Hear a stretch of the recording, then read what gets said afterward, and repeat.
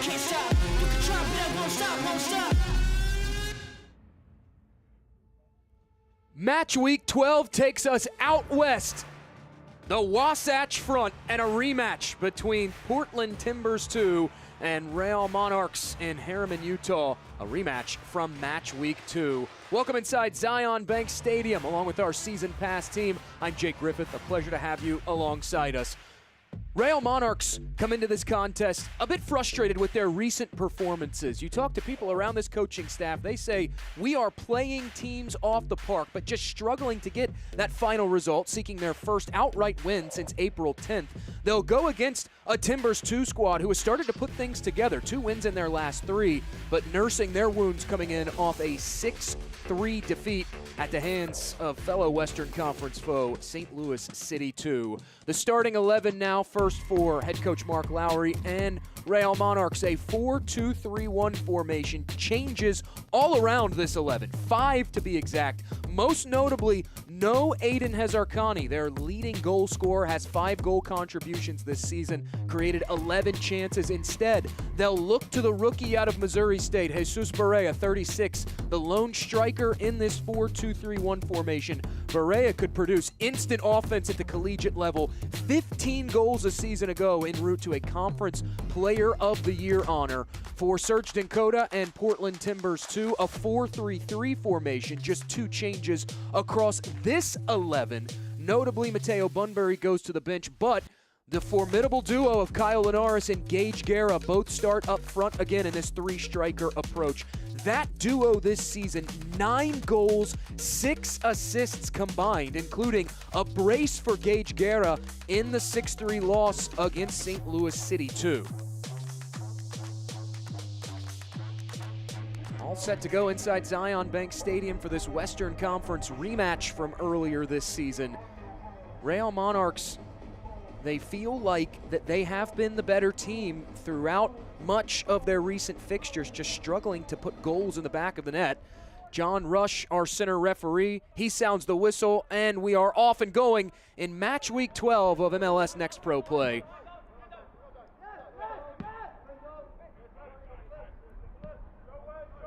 Just 3 goals scored for this Real Monarch side in their last 3 fixtures combined, coming off that 2-1 loss against Colorado Rapids 2.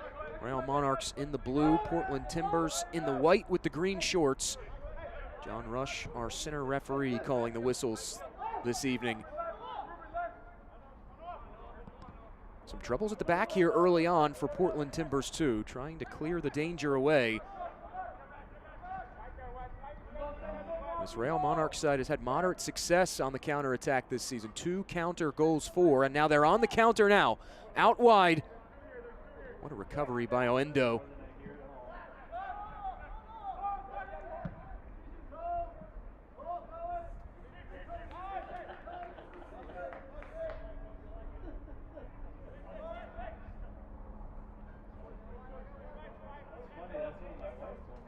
The big message this week for Real Monarchs in training, be more ruthless in front of goal. This coaching staff, they say they are happy with chance creation. They want to get a bit more numbers in the box. They called it a numbers game, but it's not about that first contact. They really emphasize that second and third contact when building.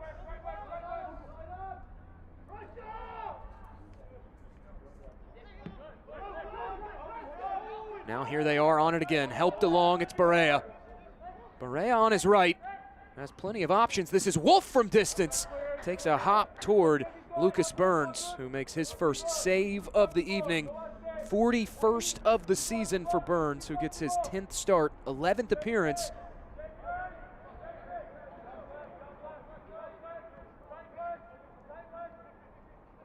All of Burns' starts have come since that North Texas fixture back in April when Trey Muse went down with the injury. Burns has really run with this starting job since taking the reins following the Trey Muse injury. 3 clean sheets this season for the former 74th overall pick in the MLS Super Draft out of Portland.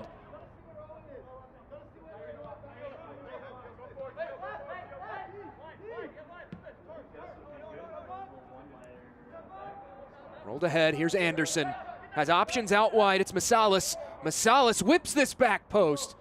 A little long on that cross, and it's out for a goal clearance.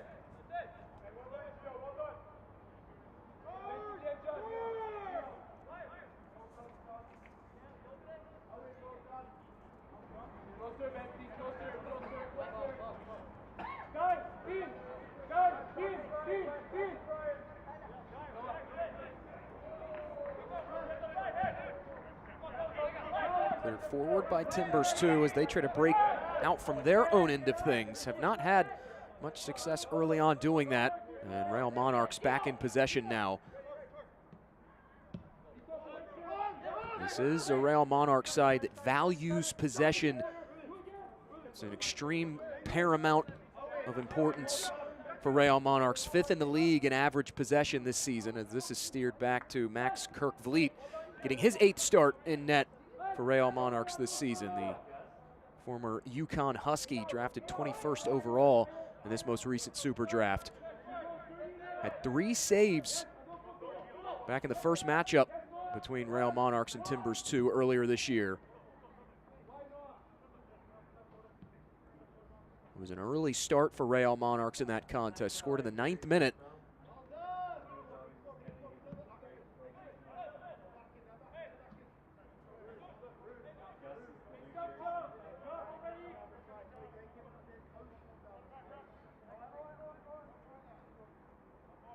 Out for another throw for Real Monarchs. I should say it was a goal in the 19th minute that got the contest going. This one rolled central, in front, tapped home. Monarchs on the board first and on the board early at home, 1-0.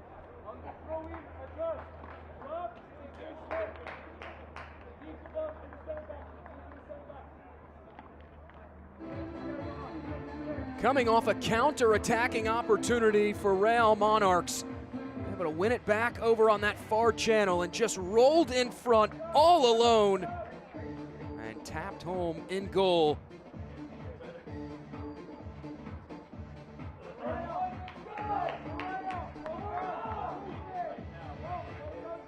Ruben Masalis gets his 2nd of 2025. The home side on the board first.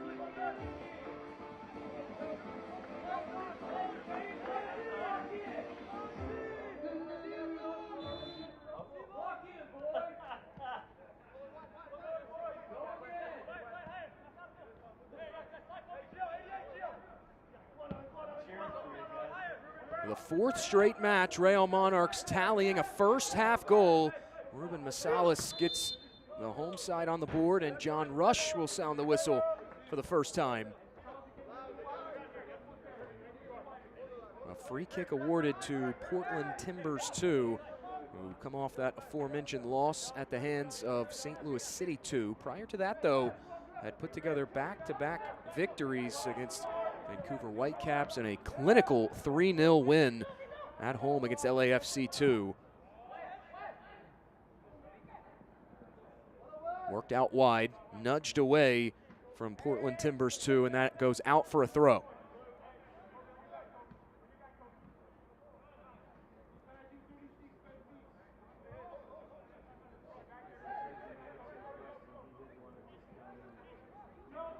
Pinballing around inside that 18, Henry handcuffed, tries to head it away, and it does go across that end line for a Kirk-Vliet goal kick.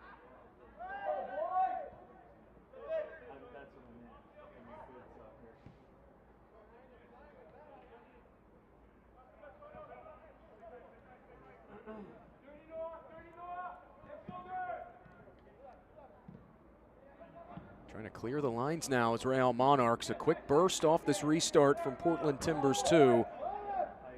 It does carry him out across that end line again, though, and Kirk-Vliet will have yet another goal clearance.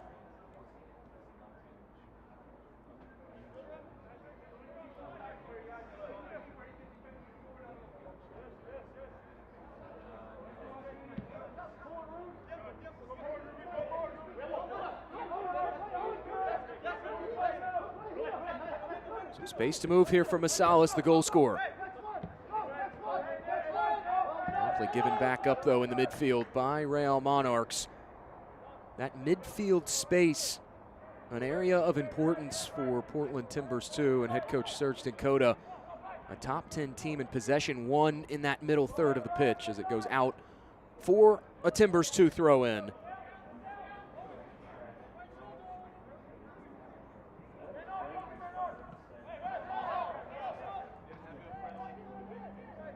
Consecutive throws coming now for Timbers 2.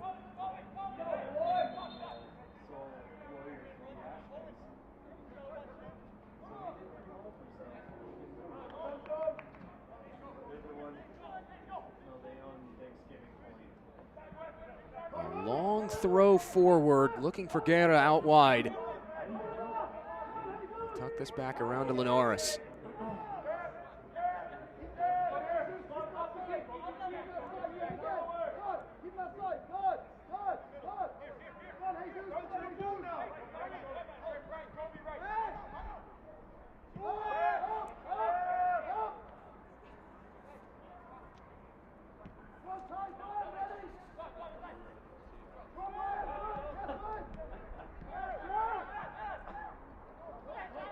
Worked in the middle to Santos. Santos taken down. That draws a whistle from John Rush.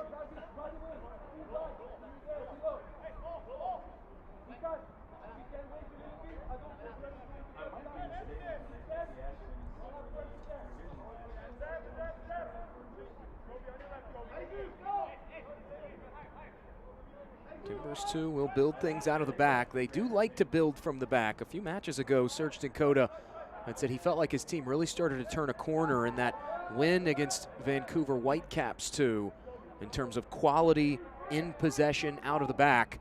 But back on it now is Real Monarchs.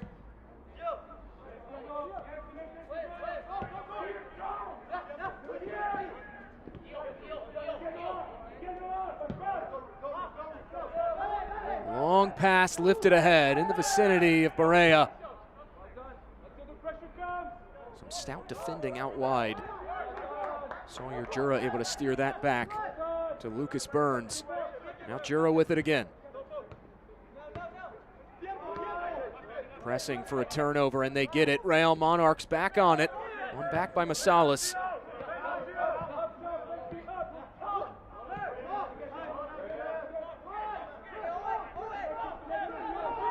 Knifing forward, it's Anderson now. Anderson tries to cut to his left.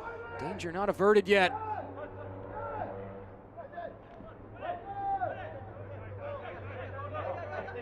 Now Monarchs swarming to the ball early on. That is something that coming into this season, Mark Lowry had tinkered with a bit. Wanting to see his team be more dominant in terms of pressure on the ball. He has said at times this year that they want to play more of a mid-block style defensively, but when teams make that pass back, they will start to inch higher up the pitch in order to put pressure on and try to win it back. Now this rolled back ahead. Wolf tries to cut it central, and it's cleared over the bar and out.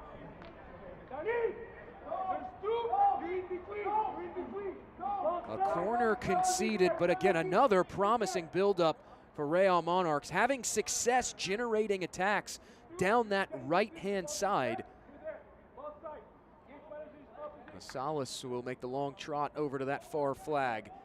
He will pull the strings on this set piece for a Real Monarchs team that has just one corner goal for this season. Masalas does have a short option along that far touchline. Masalas in swinger, in the thick of it.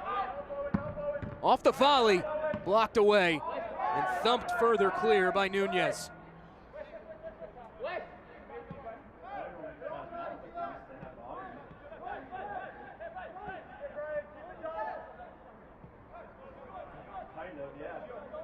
Barrios works it ahead.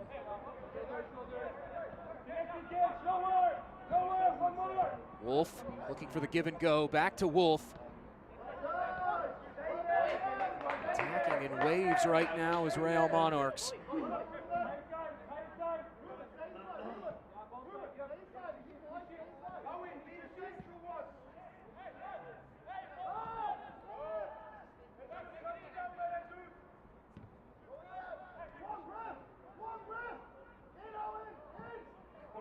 for an emergency clearance, instead finding the touchline. That goes out. Change of possession will occur via the throw-in, and it's quickly thrown back into Griffin Dillon, captaining this Real Monarchs team this evening. Now Masalas whipped ahead. Anderson will track this down. Anderson gets tied up. That sounds a whistle from John Rush. And it's a free kick awarded to Timbers2.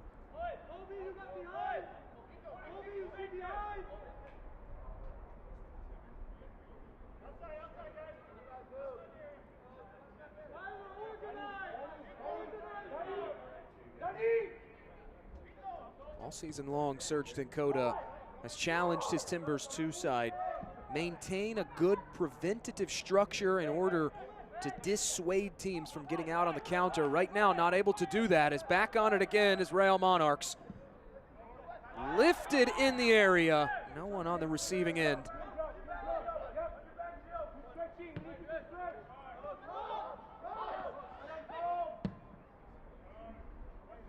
Whipped out wide. Linares will run this down. Linares cutting to his left. Now Linares back to the byline. Tries to roll this in. Hugging that far post and snuffing it out was Max Kirkvliet.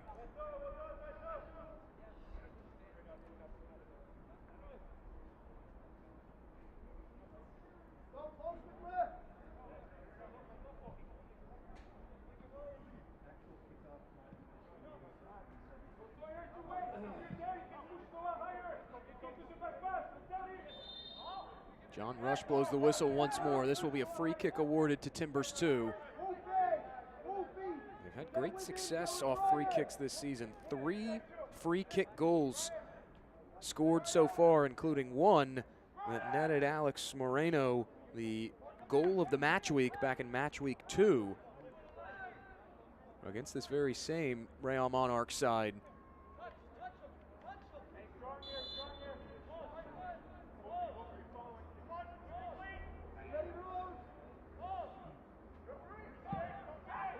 Lifted in the area, overhit. There was a Timbers2 player that went down, and Portland pleading their case for a whistle. John Rush hearing none of it, and it's out for a goal kick again.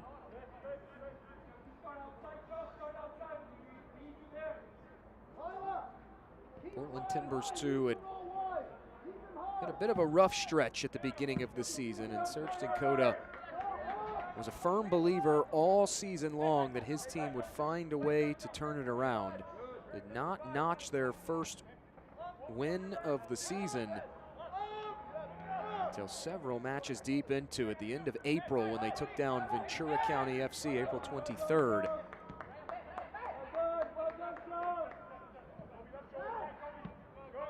That cleared away from Portland Timbers2. Since then,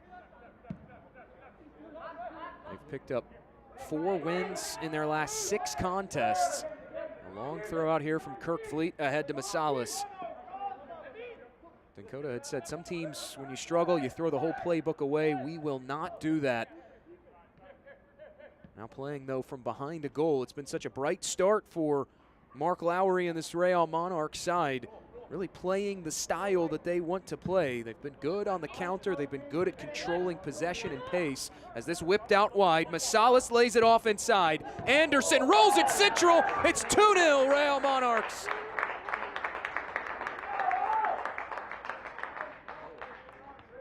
What a ball in from Anderson and a finish from Tyler Wolf. His first of the season. It all gets started with the long ball out wide to Masalas. Masalas just a heads-up play to find Anderson and left all alone inside. Tyler Wolf converts. 2 goals less than 20 minutes in for Real Monarchs.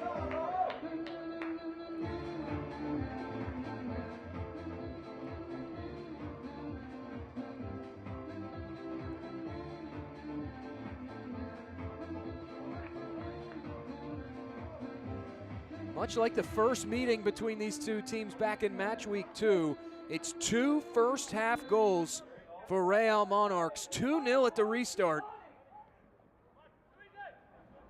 about being ruthless in front of goal as Nunez quickly has it off said restart. He goes down, advantage played to Real Monarchs. 3 shots on target this evening for the home side. 2 have found their way in the back of the net. This young Monarchs team clearly heeding the words of their head coach Mark Lowry in the midweek.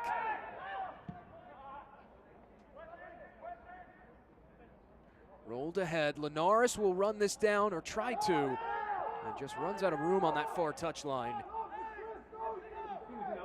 This portion of the match is brought to you by Zion's Bank, the official bank of Real Monarchs.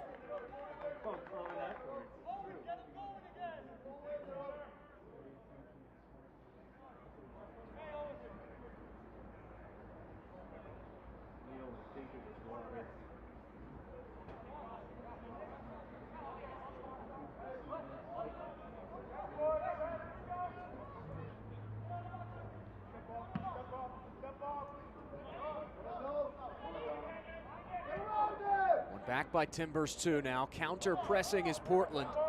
Trying to find a little bit of offensive footing now, close to 20 minutes in. 2 goals from 2 different goal scorers. First it was Masalas, then Tyler Wolf, the RSL first teamer, able to tack on his first Next Pro goal of the year. Over the top, Kirk Vliet off his line, able to grab that at the edge of the area.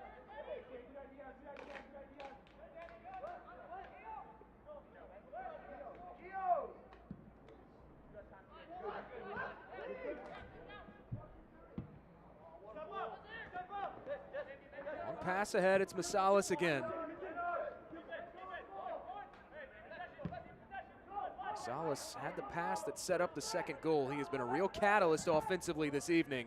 Cross whipped in, deflected off the back of the defender, and a second corner conceded in this first half for Real Monarchs.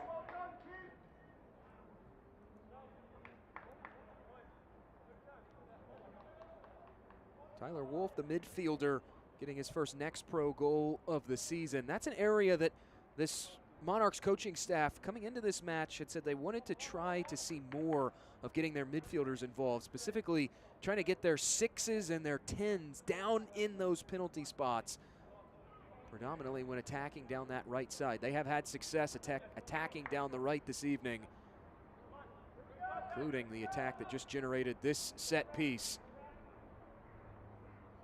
Masalas whips it in, promptly headed away. Flung back in off the half volley and dumped for a clearance by Timbers2. Pressure still on though.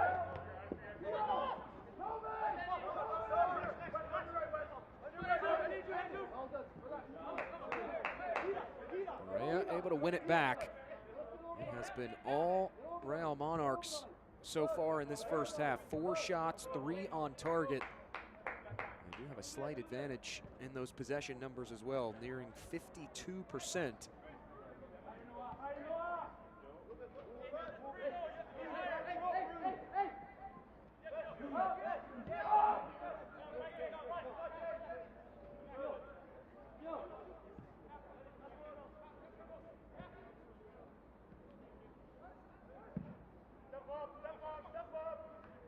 Worked up ahead again. Jesus Perea in behind. A touch on the move.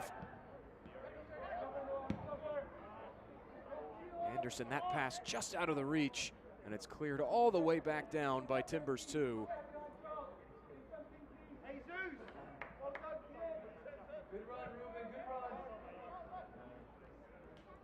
Timbers2 holding their defensive shape as Monarchs building out from the back here.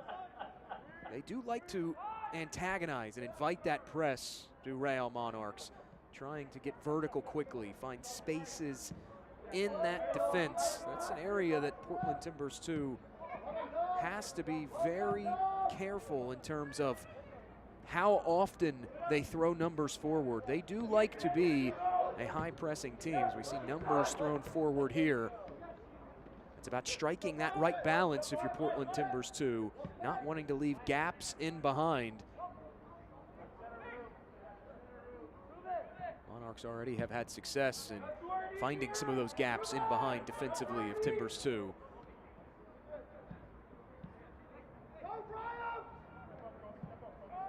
On the top side of the attack again, here's Real Monarchs, just out of the reach of Tyler Wolf.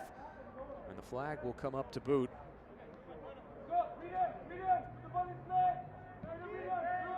This portion of the match is presented by Intermountain Health, the power of we.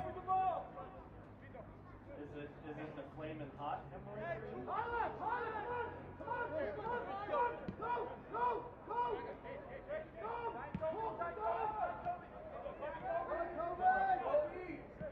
Henry able to steer that away from Portland Timbers 2 again. Here come the Monarchs. Up ahead, it's Masalis.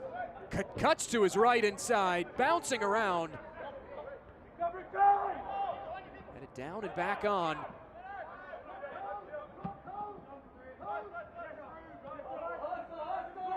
Quickly up ahead with pace. This is Santos leading the way for Timbers 2. Out wide, Linares. Linares cuts to his right, parried away by Kirkfleet. At full stretch, what a save on the Linares try. This is more of what we've come to expect from Portland Timbers 2 this season. Quickly in transition. And just on that edge of the 18, Linares, that one was marked for goal. It does earn the first corner of the evening for Portland Timbers 2.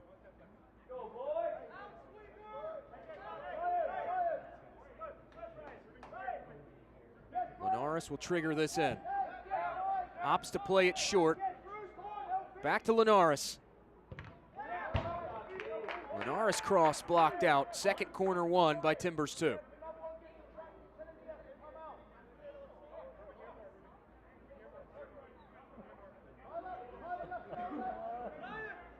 Four assists this season for Kyle Linares.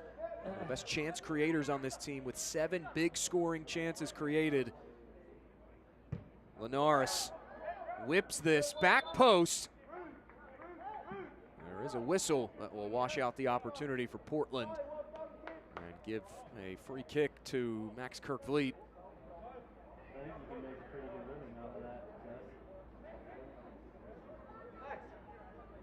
I mean, I've only been in First spell of possession in the attacking end of things for Portland Timbers 2. No goals to show for it. But some promise shown in terms of getting up on the counter very quickly. That's an area for Serge Zincota. That relentlessness, that energy that Timbers 2 plays with, it's a non-negotiable for this coaching staff. He has said time and again that when all things fail, that he expects his team to play with a lot of energy out of the gate, play with a lot of intensity. He says that he believes that's when you get your best football out of players. On the move now is Real Monarchs. Touched inside, out comes Lucas Burns. A kick save made. And now a whistle from John Rush, quickly motioning the training staff on.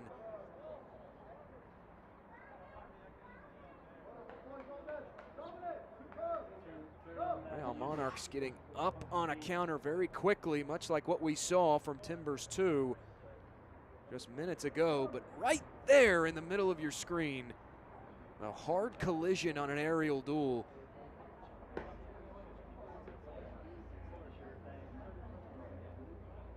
Timbers 2 player down, as is a Real Monarchs man. That is Brian Sandoval down for Real Monarchs, being checked on by the Monarchs coaching, or I should say training staff. He is back to his feet. The Portland Timbers 2 man still down. It was a heavy collision in midair.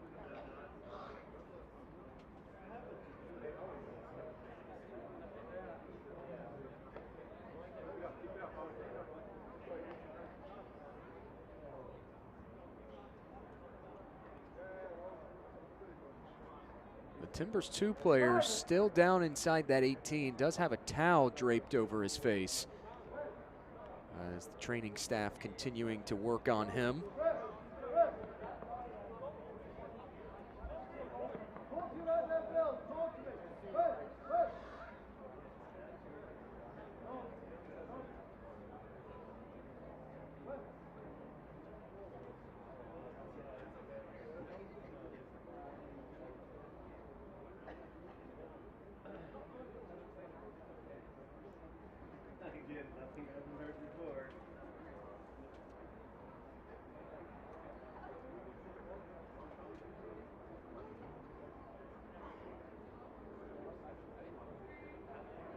Timbers 2 man still being worked on by this training staff. Sandoval 87 there in the center of your screen. He had been down for a moment for Real Monarchs, but is back to his feet. This is how we got to this stoppage right here. Keep an eye middle of your screen, right there. Sandoval going up, and a hard collision into the back of the Portland Timbers defender. He's up.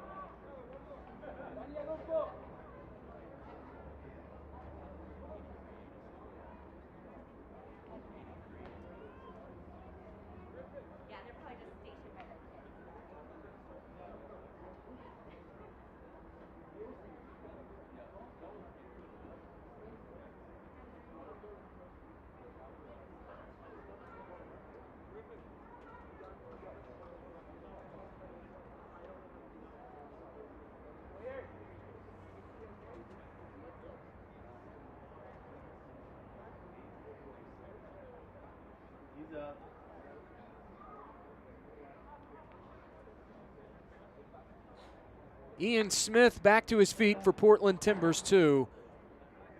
After a significant stoppage to check on the status of the starting outside back for Portland. You can see him sporting that significant head wrapping after the training staff finished up with him. Smith, the 14th overall pick in this most recent MLS Super Draft out of Denver.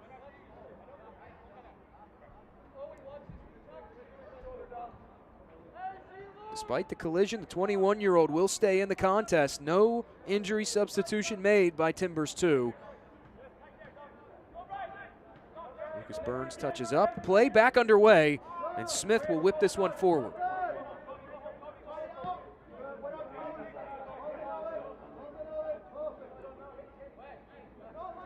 A half hour elapsed in this contest. 2 goals in a flurry from Real Monarchs have been the difference so far. 5 minutes in from Ruben Masalas, and then 12 minutes later, Tyler Wolff adding a second to the tally of the home team.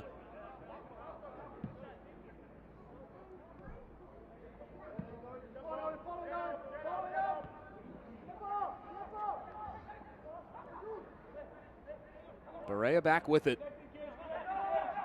Monarchs have had great success utilizing those long balls forward. 51 long passes completed from open play so far this season. They've had mixed success with it this year, 16th most completed per match.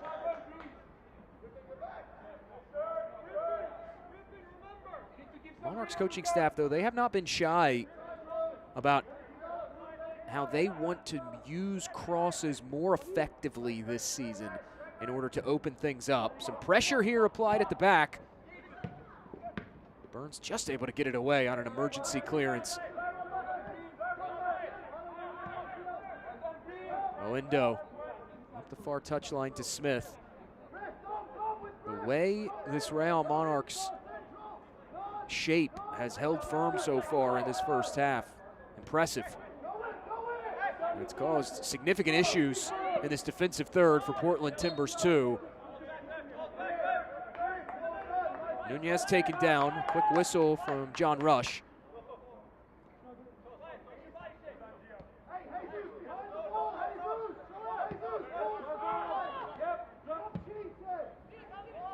Worked ahead. This is Linares. Linares turns. Still Linares now. Given up to Nunez. Funneled back over to Linares, far side. Now rolled ahead, here's Smith. Smith battling in there. Superb defending. Wesley Charpy, the Florida native, able to just muscle the young Ian Smith off the ball and earn a goal clearance for Max Kirkvliet.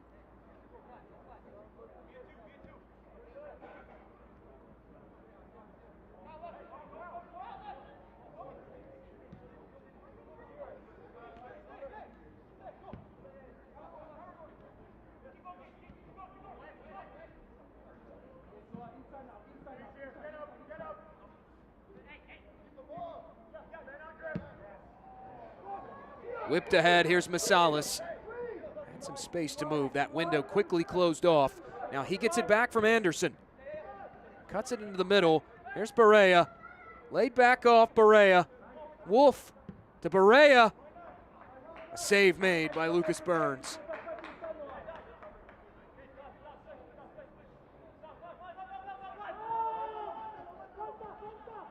Long throw out by Burns, trying to jumpstart this Timbers 2 attack. Just one shot so far in this first half.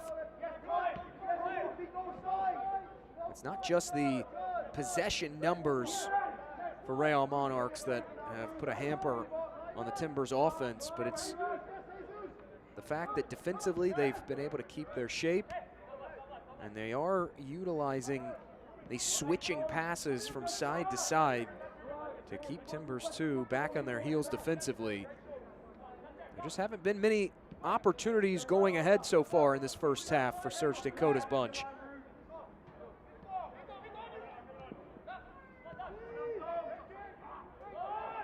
Loose ball, Wolf will pick that up.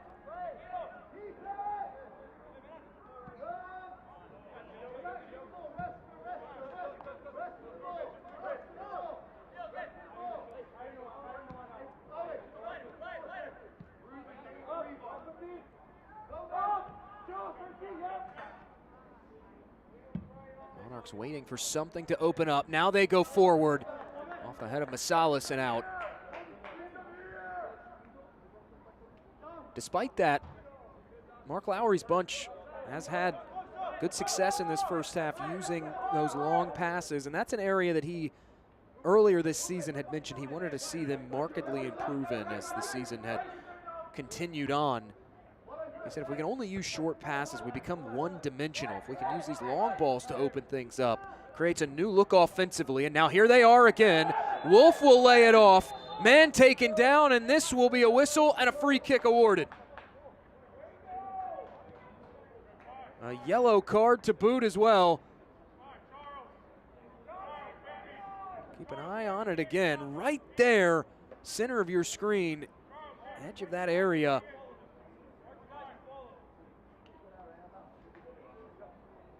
Ian Smith shown yellow. First booking of the evening goes against Portland Timbers 2. And this free kick from quite the advantageous position for Real Monarchs.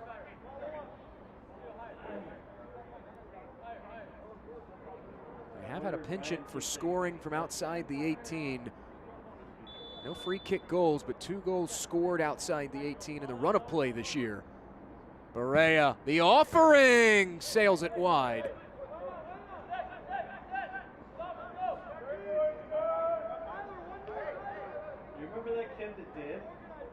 Barea able to get it over the wall, but couldn't put it on target.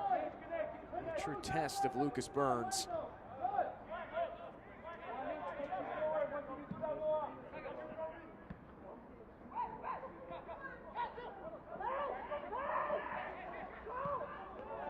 Linares, telegraph pass, pouncing on it is Real Monarchs.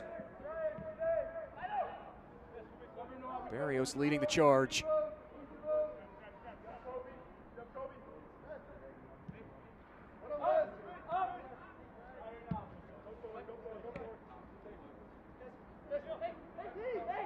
Calderon now looking for options going forward.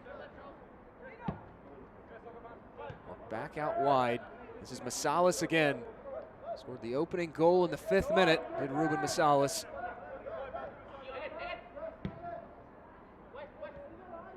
So much patience on display in this first half from Mark Lowry's team. The way they're picking their spots going forward, it's really lulled Portland Timbers 2, I should say, into almost a false sense of security.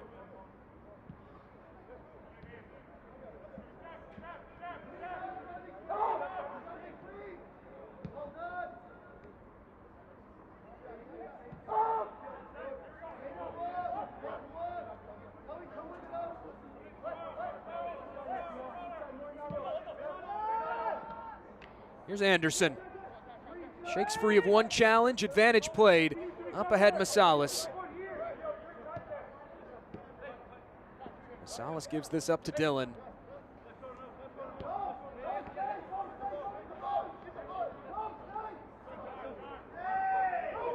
Turned over, now Timbers2 looking for a release forward. Instead, Masalis with the takeaway. Pressure still on again as it's switched out wide.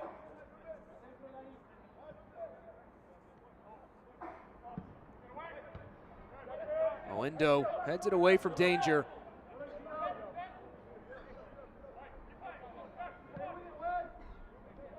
Calderon had gone down for Real Monarchs, back to his feet, and now down again.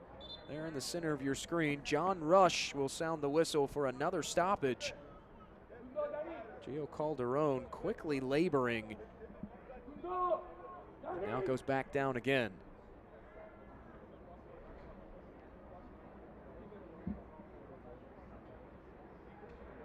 Calderon right there on the right side of your screen and tried to head it away from Portland Timbers 2. Successfully did, and immediately went down. Now training staff out to check on Gio Calderon, an acquisition this offseason for Real Monarchs from New England Revolution. 5 appearances a season ago for New England. Prior to that, spent time with the DC United, NYC FC academies. He's been a key piece for Real Monarchs so far this year. 6th appearance, 4th start tonight represents. Now he is back to his feet as the training staff continues to check on him. This portion of the match is presented by America First, the official credit union of Real Salt Lake. America First has game-changing solutions for every financial need, so join the winning team today at americafirst.com.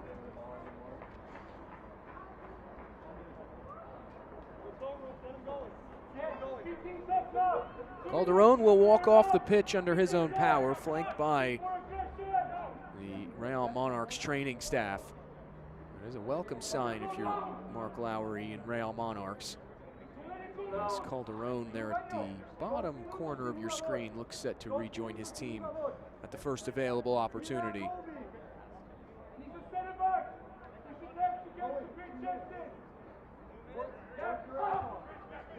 Play back underway off the injury stoppage.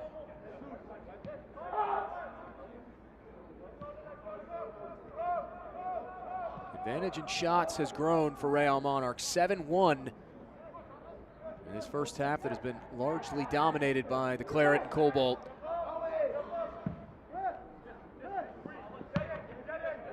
Crossed in, left it short toward Anderson, and now taken away. This is Santos on the move.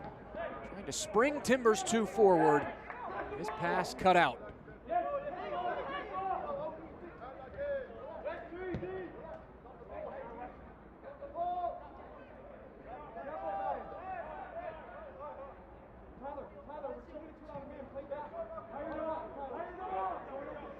Pressure collapsing in here on Real Monarchs.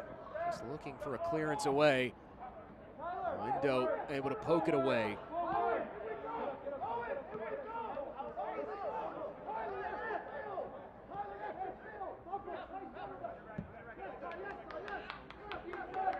Here's Sawyer Jura. Moving up from that outside back spot.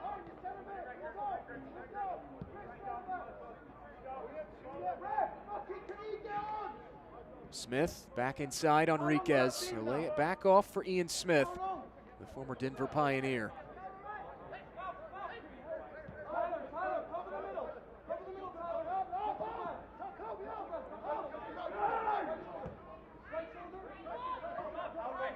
Santos again.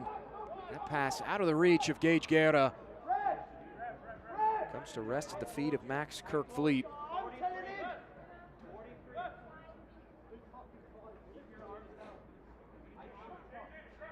You could see on that Timbers2 buildup, even as they had the ball, the way Mark Lowry's team is holding firm defensively in this first half. Really frustrating Portland Timbers2. It has not allowed, as there is a whistle for a free kick, it has not allowed Timbers2 all that often to get out on the transition, which is their bread and butter. trying to be that dynamic team that Serge Dinkota wants his T2 side to be.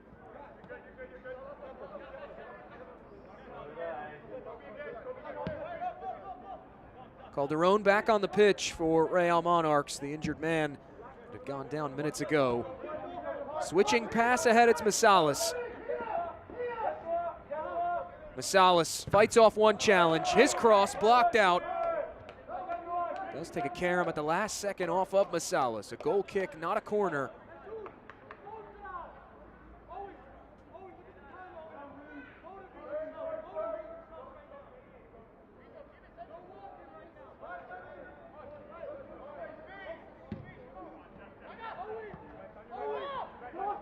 Santos trying to turn this upfield. Errant pass, and now there is another whistle from John Rush. A yellow card comes out of the pocket. That gestured in the vicinity of Kobe Henry.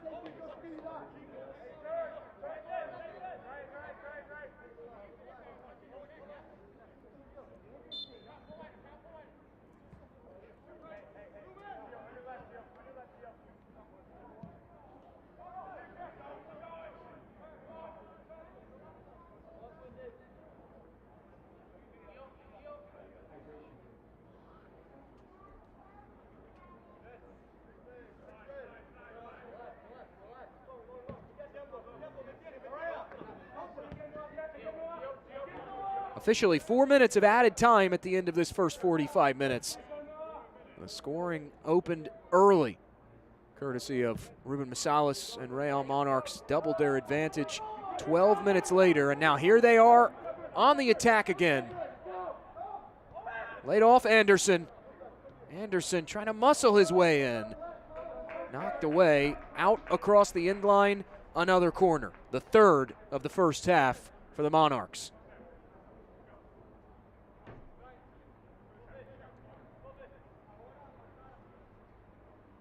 No Aiden Hazarkani, no problem so far for this Monarchs offense that had been sputtering a bit coming into this matchup. Just the 3 goals scored in their previous 3 fixtures entering tonight, as this corner shorted into Anderson. Anderson whips it in, back post, overhit, and out for a goal kick.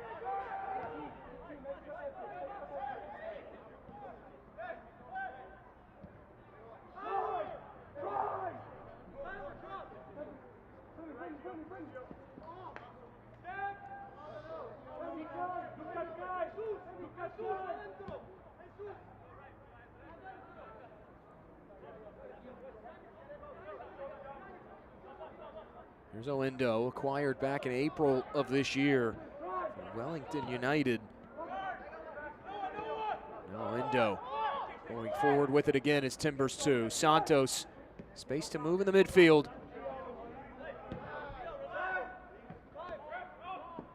It's 4 times now in this first half that Noah Santos has had plenty of space roaming through that middle third of the pitch and has tried to lead those forwards in on a final third entry and just left those passes short. The passing hasn't been as crisp as this Timbers2 coaching staff would want, completing less than 83% of their passes right now. On the season, an 85% completion percentage. Just too many giveaways, especially in that midfield tonight for Timbers2, and we have a whistle from John Rush.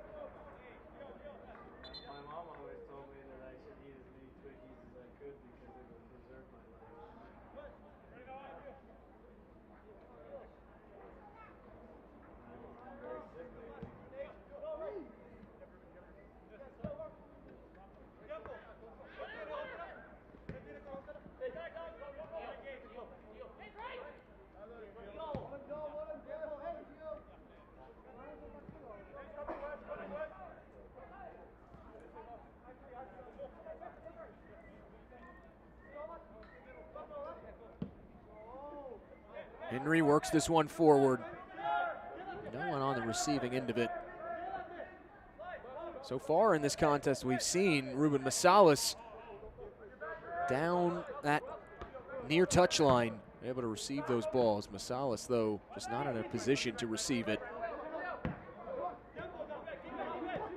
Another turnover in the midfield. And another foul committed by Portland Timbers 2, fourth of the night. As Dominic Barrios slow to get back to his feet.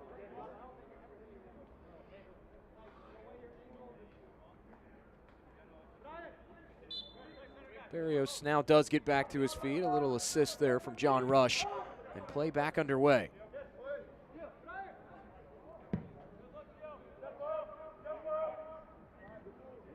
Worked all the way ahead.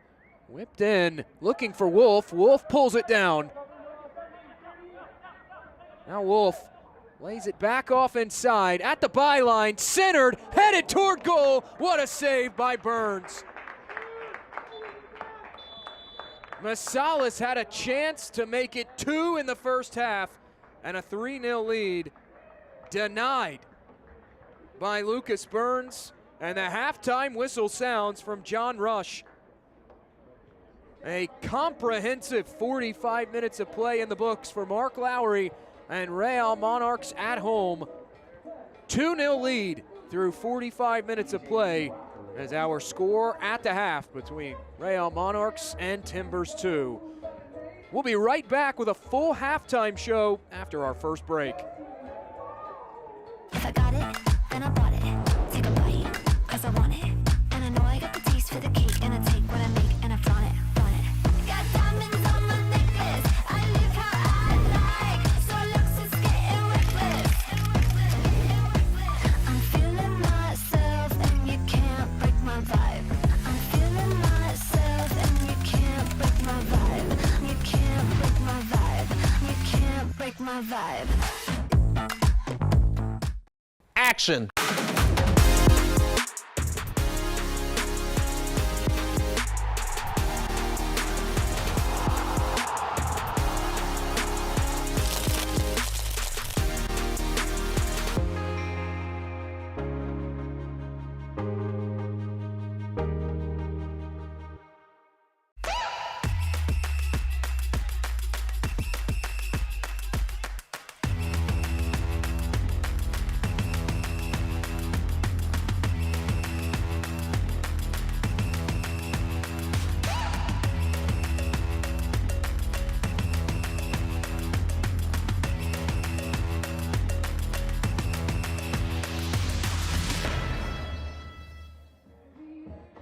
Back in Zions Bank Stadium, 2-0 at the halftime break. First half highlights and a look at our upcoming schedule are later. But first, April Marie Aguilar headed to North Carolina to visit with U.S. Soccer Hall of Famer and North Carolina native son, Eddie Pope.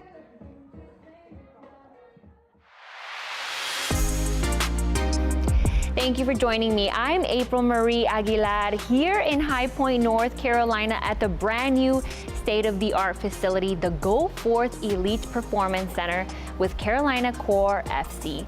And today I'll be speaking with a legend, Eddie Pope. How are you doing today? I'm well, thank you for having me. Yes, thank you so much for joining me. But I want to mention, with the club in its second season, how do you continue to push the envelope in order to achieve the desired result? It's just working every day, working hard every day, making sure the players are working hard every day. I'm trying to make sure that we look a little bit before, a little bit beyond, the next day and the next day, try to have a little bit of a vision, setting goals that are out in front of us, trying to achieve those goals, making sure the players are achieving those goals, as well as the coaching staff. Mm-hmm. And how does the mind of a former U.S. soccer legend translate to that of CSO? I think just for the most part, just trying to make things better than I had them. So I'm thinking about all the little bit of pitfalls that I may have gone through, whether that's on the field or off the field, trying to make things easier for players, try to give players advice on the field. So sometimes it is putting on the cleats and going out and trying to disseminate the information that I had as a player and moving that on to them. So those are some of the major ways. And then obviously trying to perform at the best of my ability as a CSO, as sometimes a coach, but then making sure that they have something like this, a training facility where they can apply their trade. So I'm told you're the first to arrive and the last to leave. How does that level of commitment contribute to the success of the organization? Yeah, I think just making sure that I'm setting an example for our coaching staff and our players. You know, sometimes the players leave after me, sometimes they're here before me, same thing with the coaching staff. But I think that something like that can be contagious. I think it's important, especially when a club like this is in the second year. We're just getting started. So we need to make sure that at a minimum, we're working as hard as we possibly can. And I just recently visited the National Soccer Hall of Fame, where you've been inducted. Despite that, you seem like a very, very humble individual. So how does somebody at your level stay so grounded?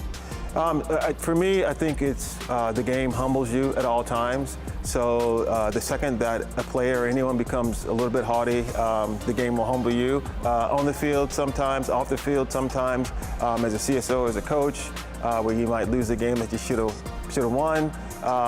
Soccer has a strange way of doing that for everyone. And earlier today, we had the opportunity to attend practice. I saw you taking some forwards aside and, you know, giving them some pointers. How does somebody with your experience not only instill what you know, but at the same time inspire them throughout the process? Yeah, I think players are interesting, right? Players, obviously I was a former player. You know, one of the things that they do pay attention to is where you've played, what you've done. So I think, you know, we've as a coaching staff and myself, we've checked that box. Our players are very attentive. They're like sponges. They like to listen. At the MLS NEXT Pro level especially, that is a developmental league. So players are trying to develop, and it's our job to make sure that we're helping them through that process. So I try to take some of my past experiences, some of the things that I've gone through, like I was working with a forward, so I'm trying to tell him, hey, here are the things that I don't like that forwards do as a defender, and making sure that he understands those and that those are just options for him to choose from. He's not a robot, but just trying to help him unlock other defenders. And so we try to pull guys aside at times and work with them. So that's the knowledge that you teach out on the field. What is something that you're instilling in them outside the pitch? I think so. For us, one of the things that we do have is a player development program where we will teach them, you know, how to handle their finances. We have them, our captains and a couple of other players, going through a leadership course through a company that works with the club. Sometimes we'll do some fun things like cooking courses because, you know, they're young. Right. Most of them are bachelors, so to help make sure they're eating properly when they have the opportunity to cook for themselves. So we try to do some fun things off the field as well. And then I just think tactically, a lot of them are super young. The game changes so quickly that we try to sit down with them and help them understand tactically, not only just the game in general, but especially what we're trying to do. At this point in time in your career, what is something that you ultimately hope to be remembered for? That's a good question. I think just someone who worked hard, someone who believed in U.S. soccer, American soccer, someone who's wanted to really help grow the game here. Especially now being in the position that I'm in and helping to develop youth players and push them onward to MLS and hopefully the national team. And maybe even other national teams, moving them on to Europe as well, but especially growing the game here in the United States. Awesome. Well, thank you so much. I appreciate the time. Thank you so much.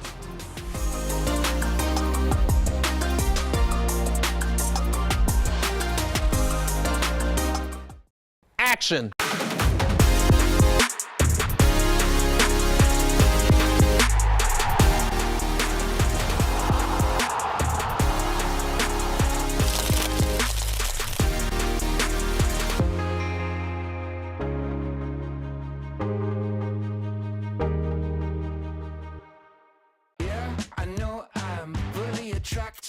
I'm hanging on like a fridge to a magnet.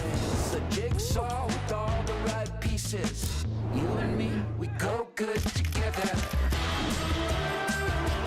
You and I go good together. You and I, we go good together. We go good together.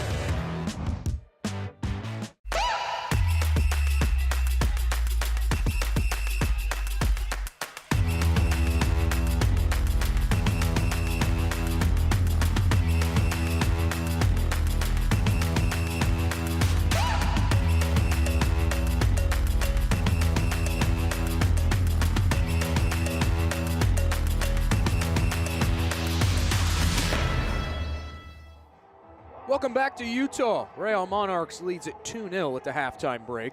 We'll look ahead to the league's upcoming schedule in a moment, but first, May is Mental Health Awareness Month.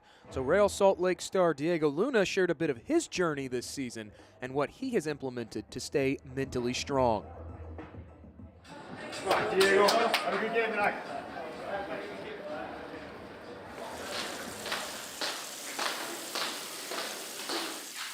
Throughout this year, my performance has not been where it's supposed to be. And I think a lot of that had to do with where my head was at and the things I was dealing with. I started with a therapist. That notebook just has everything we've been working on with my therapist. It has affirmations, breathing exercises, power poses, things to just think about to get your mind in the right place.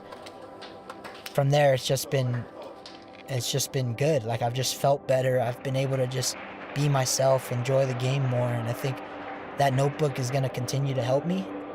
Of course, I have my affirmations here, and I just read them in order down through the whole page, and there's not really one that, sticks out to you, but it's all just about getting your mind in the right place and realizing how blessed you are and that you're okay no matter what.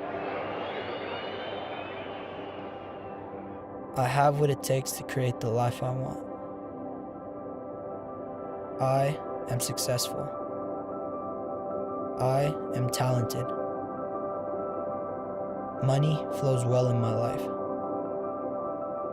I'm healthy and strong. I'm healing all areas of my life. Everything always works out for the best. Remember to stay positive. Today is a great day for success.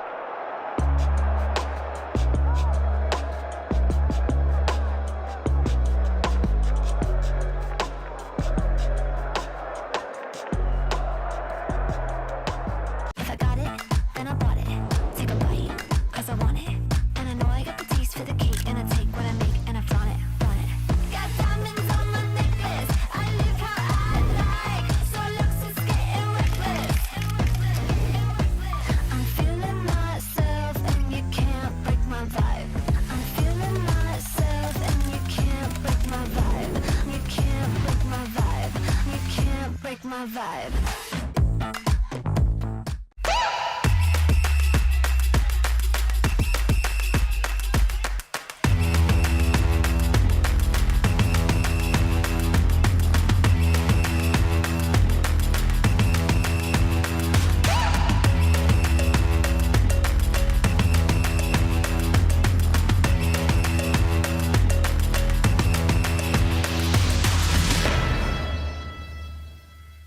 Action.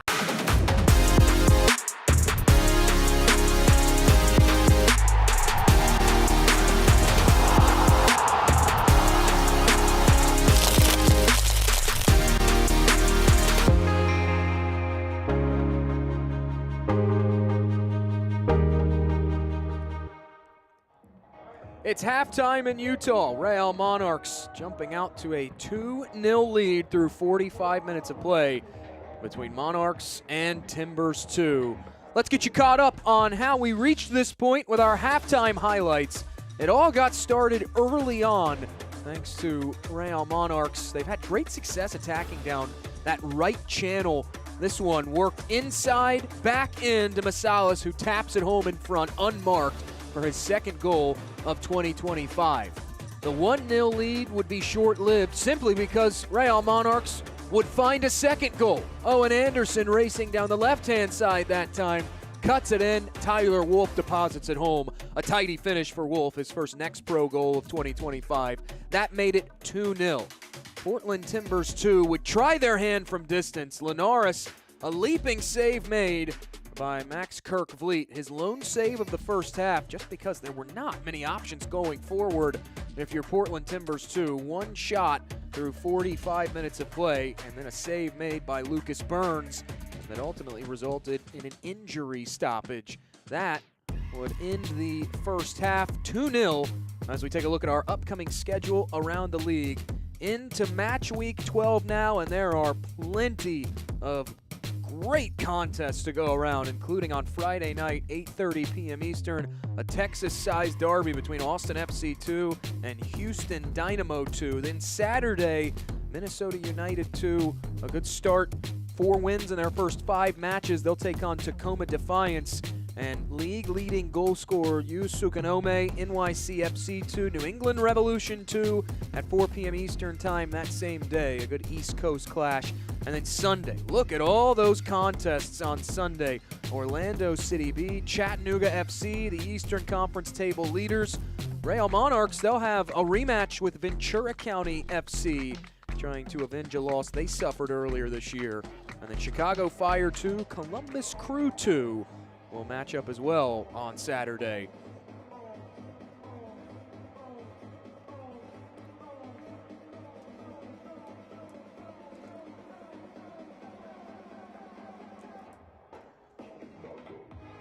Back inside Zions Bank Stadium, an offensive showcase in the first half from Real Monarchs, controlling all facets of the game.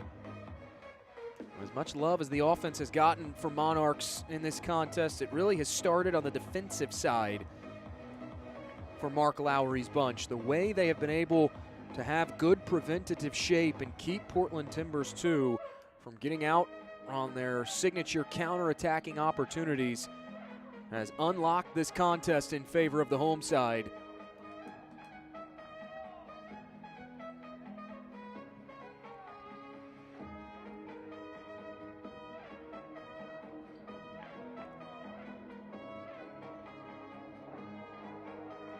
John Rush is our center referee. All things set to his liking. He sounds the whistle, and the second half now underway in Harriman, Utah.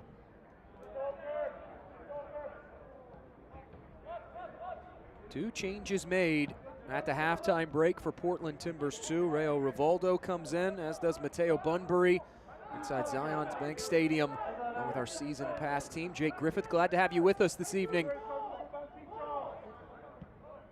Just the one change made at the halftime break by Mark Lowry, as Liam O'Gara, 79th overall draft pick out of Wake Forest this most recent draft, comes in for his 7th appearance of the season.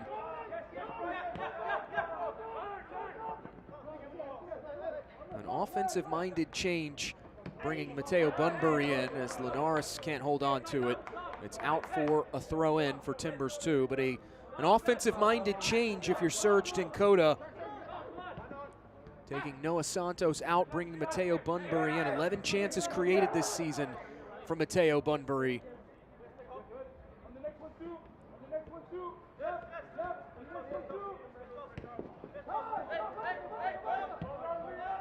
On the attack now, here's Real Monarchs.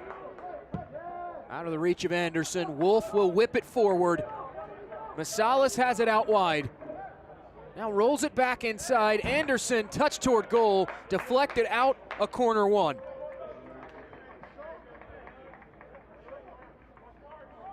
Fourth corner of the evening as Wolf will trot over. He'll be the point man on this set piece. Real Monarchs this season, coming into this match, second fewest corners won this season, 28 out of 29 MLS Next Pro sides. Having no issues tonight. John Rush, just before Wolf curls this in, whistles for a stoppage. There was some pushing and shoving inside that 18. And John Rush has seen enough.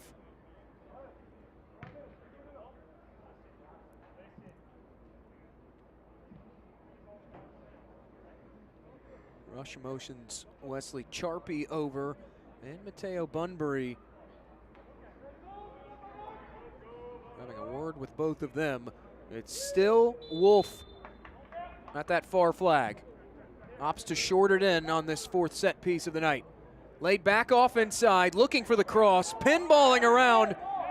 Monarchs wanting a handball, they won't get it as it falls back to Wolf.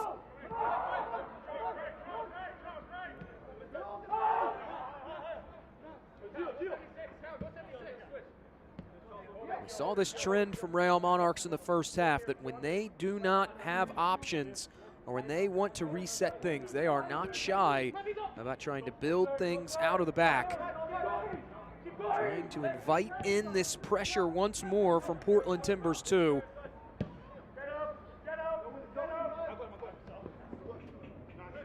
Worked ahead. Barea can't take the touch. Indo hounded from behind by Barea, trying to win it back. And now won back by Real Monarchs. That midfield has really been the line of demarcation for Real Monarchs in this contest. Smith able to tightrope the near touchline. Into Rivaldo. Tries to cut to his right. Rivaldo taken down. And this will be a free kick earned by Portland Timbers 2. Just a few steps outside the 18. What a run by Rayo Rivaldo. Shifted left, shifted right. Wesley Charpy caught in a bad spot.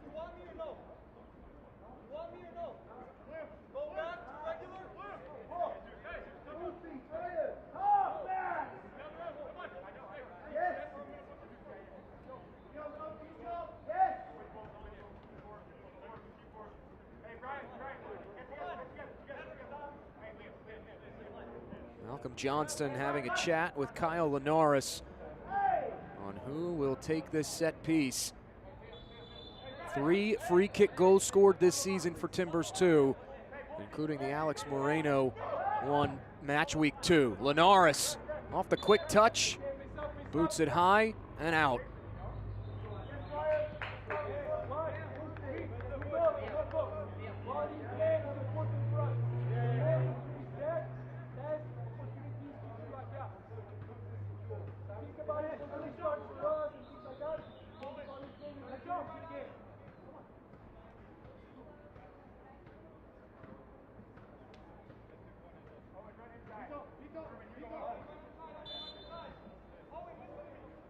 Another change made in this second half by Mark Lowry and Real Monarchs. Antonio Riquelme, the RSL Academy alum, comes in.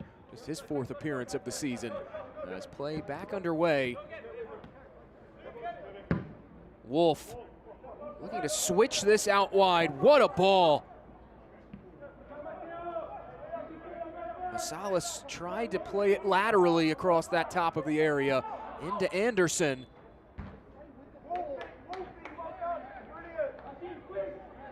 Troubles at the back with the clearance for Portland Timbers 2. That has been a trend that has to leave Serge Dinkota and this coaching staff shaking their head a bit. Throw in toward the final third. Now consecutive throws coming as Masalas will have another crack at it. The former Duke Blue Devil, 26th overall pick the 2024 MLS Super Draft after a ACC 3rd team selection in the 2024 campaign.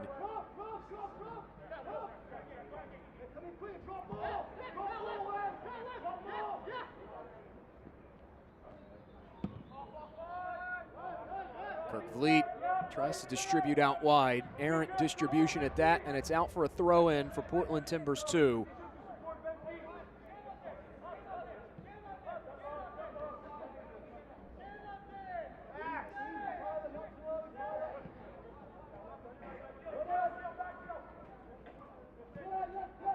Just 2 shots this evening for Timbers 2.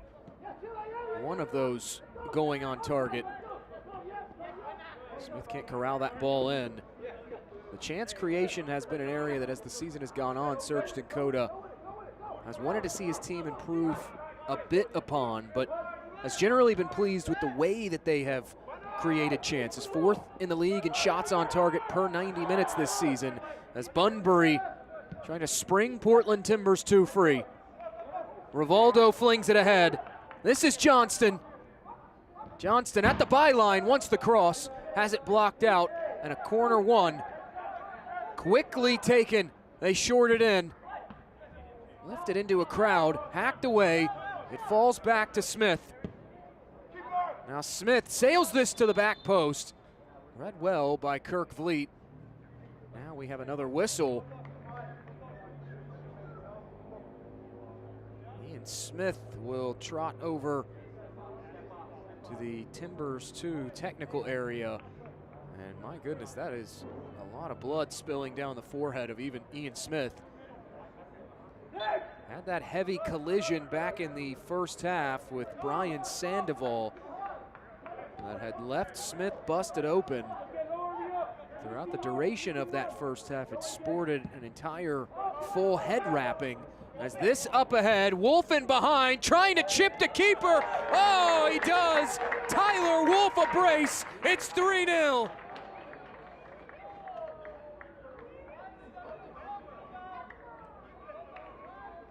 What a performance for the RSL first teamer, Tyler Wolf. Scoring goals for fun as Real Monarchs at home. This, a beautiful pass ahead. Lucas Burns had come way away from his home in goal.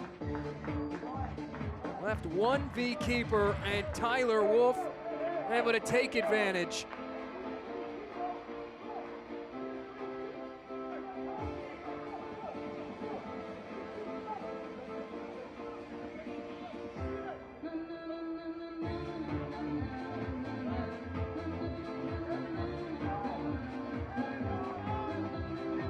Blake Pope will come on as a change for Serge Dankota and Portland Timbers 2, who for the second time in as many matchups with Real Monarchs have conceded 3 goals to the Monarchs. What an offensive performance this evening for Mark Lowry's team. All things going right.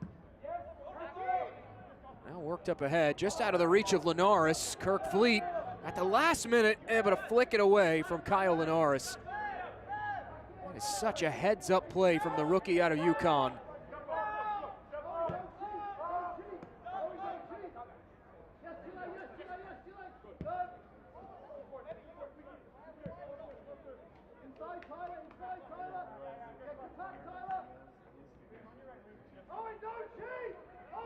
Timbers 2 now on the attack, left looking for answers. Here's Pope, just checking in moments ago.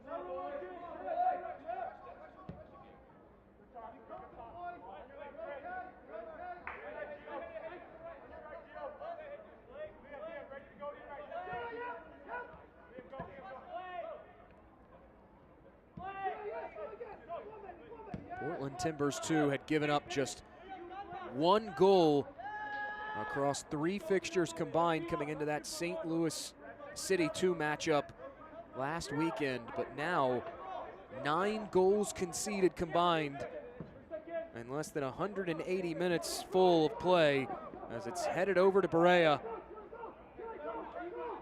Berea wanted the whistle, didn't get it.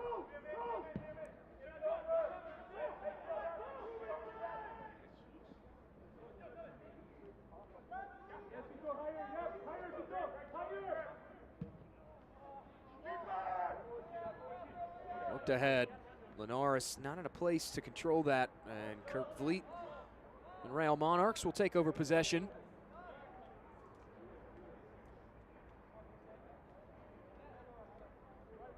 This portion of the match is brought to you by Zions Bank, the official bank of Real Monarchs.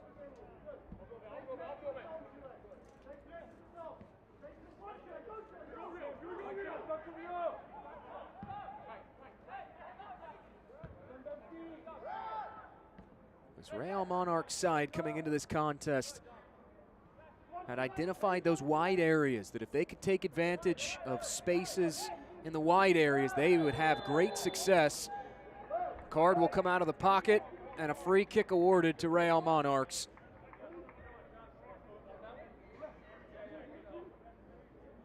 It was Owen Anderson taken down, and this well within striking distance for the Monarchs. But they have been able to take advantage time and again of those spaces out wide. Now look at the foul once more. Racing in from behind and taking Owen Anderson down. Mateo Bunbury will go into the book. Second booking against a Timbers 2 player this evening.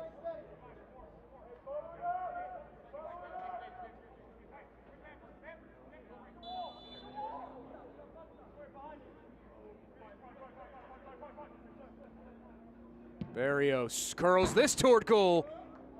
Nudged out, and it will be a corner.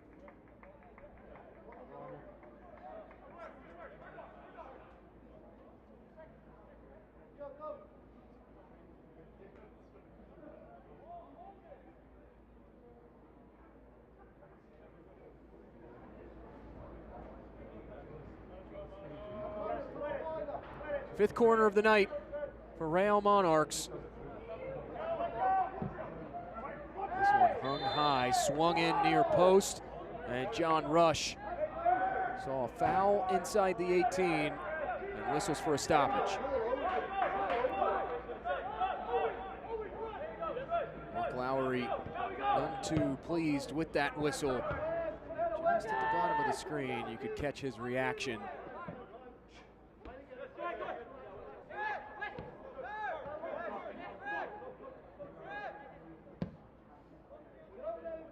Dillon flings this out wide.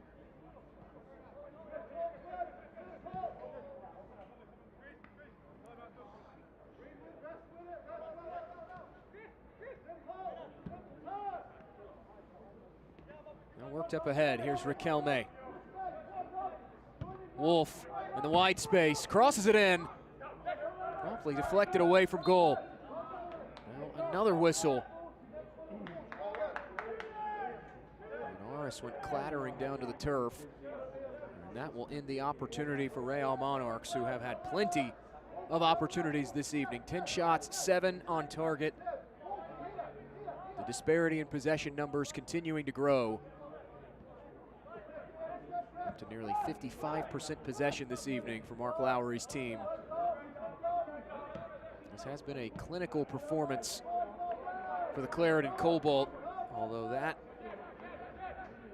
steered out by Portland Timbers 2. It gives Real Monarchs a throw in toward that final third once more.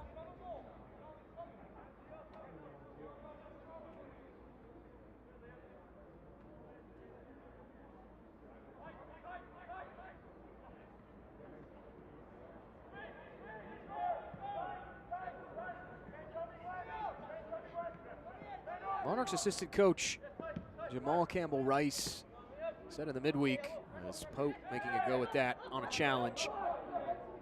Back on it now is Timbers 2, but he had said in the midweek that the confidence level was still high around this Real Monarchs side. Based on the way they've played, they knew that if they could just put goals in the back of the net, the results would come. And boy, have they ever started to deposit goals in the back of the net this evening.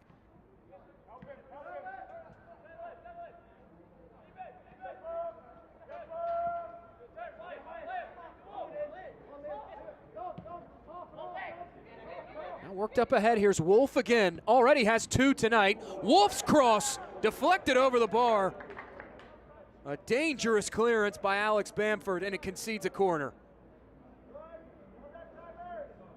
Once again, utilizing space out wide are the Monarchs.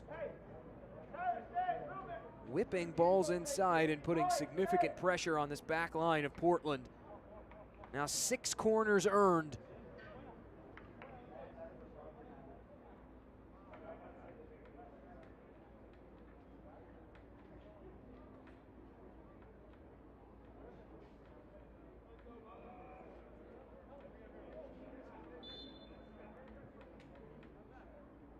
Wolf will pull the strings on this corner for Real Monarchs.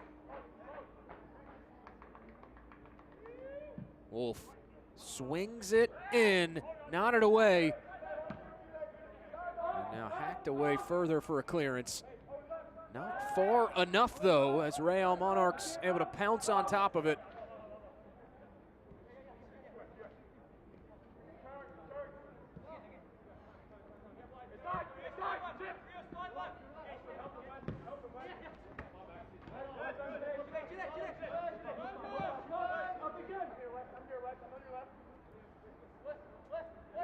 To be pleased if you're Mark Lowry with the way your team has swarmed to the ball this evening. As we mentioned coming out of the halftime break, it's not just about the offense. Yes, 3 goals on the board, but it all has started with the way they have defended Portland Timbers 2, as this free kick quickly taken. Burns races out, blasts that away for a decisive clearance. Portland Timbers 2 do get on the ball, which has been few and far between this evening. The constant tight shape of this Real Monarchs defense has really prevented them from doing much of anything that they want to do. This Monarchs coaching staff came into this matchup with Timbers 2, and they said that they knew that Portland Timbers 2 like to get out on the counter, like to be somewhat of an aggressive team, high-flying team. But they also said that they're a very technically gifted team, and that gives them a bit of a different look than some of the teams they've played recently who are a bit more physical. Well, Monarchs have responded well to the challenge this evening. Just the second time in the last 23 fixtures dating back to last year that Monarchs have put 3 goals on the board. The only other time, the season opener, when they won 3-2 against this same Portland Timbers 2 side. Pope races it down. Laid off to Linares. Still Linares now. Hounded by 2 Claret and Cobalt defenders. Well, Linares will get whistled for a foul.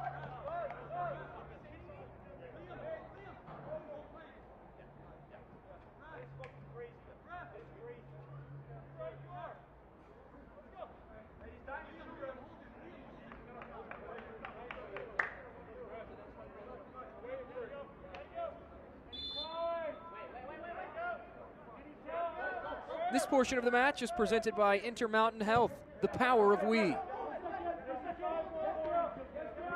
power of we has been the motto this evening for Real Monarchs, a complete team performance led by Tyler Wolf and his brace. As we have another whistle from John Rush.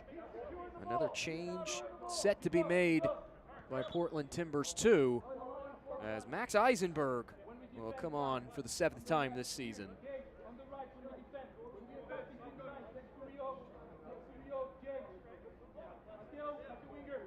Eisenberg, a future Oregon State Beaver, likely picking the mind of his teammate Nick Lund, who spent 4 seasons at Oregon State. As play back underway, O'Gara whips it out wide. Here's Masalis. Masalis knifing to the end line, wants the cross, and instead finds another corner. 7 tonight for Real Monarchs, who came into match week 12 the 2nd worst in terms of corners won.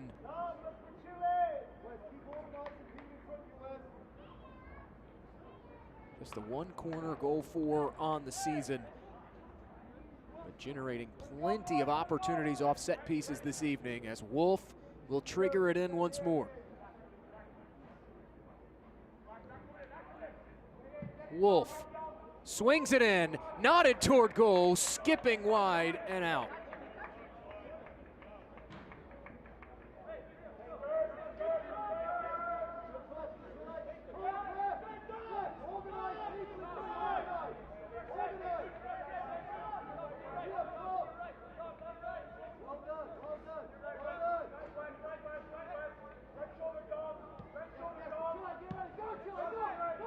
Timbers 2 pinned back in their own end of things again.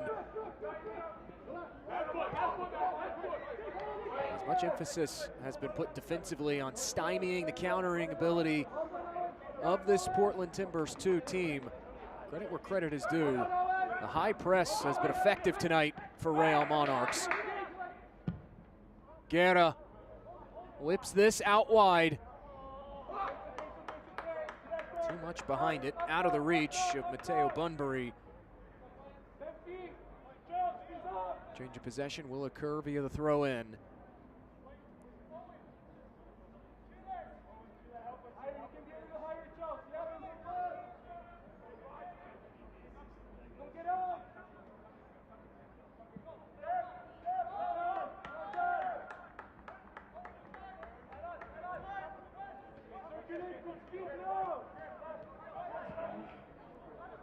Worked back out wide, here's Bunbury. Options around. Linares Cross whipped in, deflected away.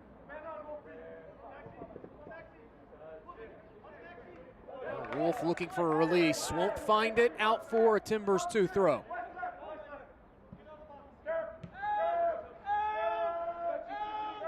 Timbers2 starting to show a little bit more of that attacking intensity that Serge Dankota has reiterated throughout the season he wants to see from his team. It's been a bit of a flat performance on the offensive side of things, just 2 shots. One of those has gone on target. However, it's not just about what Timbers2 have not done, it's about mainly what Real Monarchs have done on the defensive side of things. Mark Lowry, their head coach, called the identity defensively of this team. We get all 11 guys back to defend. It has to be done in an organized fashion, and they have been so organized defensively all evening, trying to weather this burst of energy and intensity from Timbers2 as it's tossed into Pope.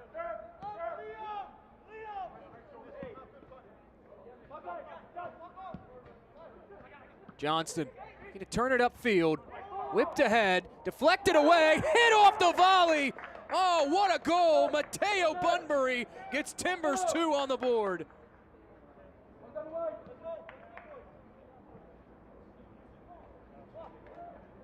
Keep going, keep going. 2 goals on the season for Mateo Bunbury, 3-1. An errant deflection away, falling right back to Bunbury, who tucks it in short side on Max Kirkfleet. Just shy of the 70th minute. And the clean sheet out of the question if you're Real Monarchs. A wonder goal from Mateo Bunbury.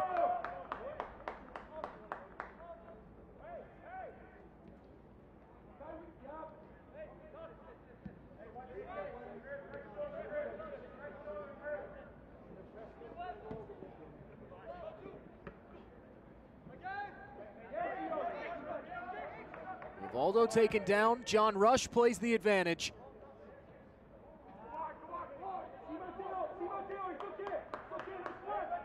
Corral that one in on that far touchline, and it is out for a Real Monarchs throw in. However, life shown late here by Portland Timbers2. A much needed response if you're Mateo Bunbury and T2 after conceding 3 unanswered goals.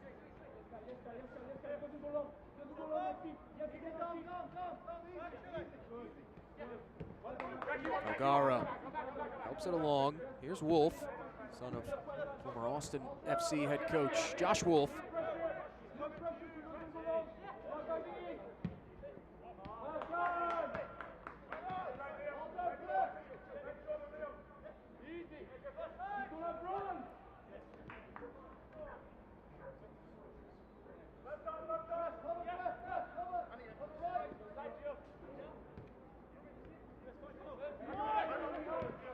Talking about the defensive shape of Real Monarchs, this is what we're talking about right here, is there is a whistle and a foul, Rivaldo taken down. But how well they were able to throw numbers forward and still maintain that defensive shape, really limiting the options going forward for Timbers2, and that has been the case all evening long, save for the last buildup that ultimately resulted in a goal.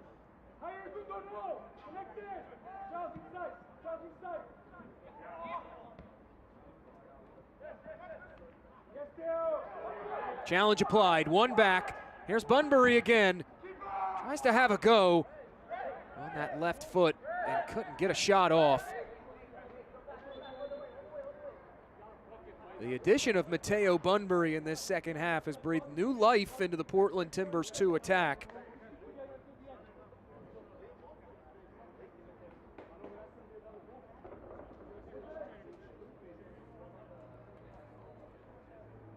Another change made here.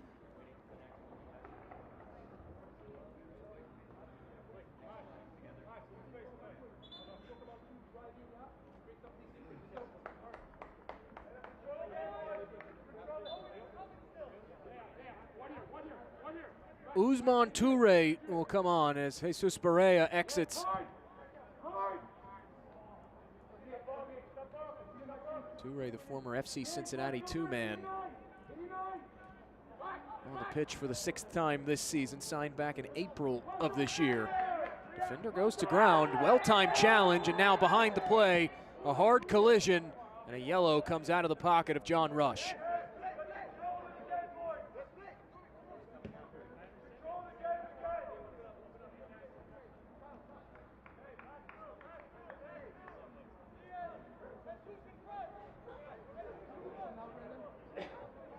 Dominic Barrios shown yellow for that challenge. 2 changes set to be made by Real Monarchs. The Ousmane Touré change officially had not happened yet. Here's a look back at that last foul. Keep an eye right there in the center of your screen as Dominic Barrios goes flying in and takes the Timbers 2-man down. Now Ousmane Touré officially on the pitch, joined by Zach Farnsworth.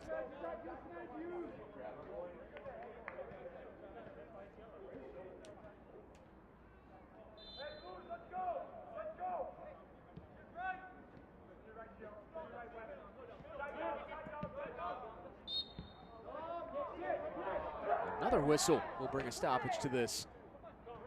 Fouls have come quite often in this contest. 21 combined fouls between these teams. Is now quickly whipped ahead. Looking for the give and go is Bunbury. And it's a foul against Mateo Bunbury and Portland Timbers 2.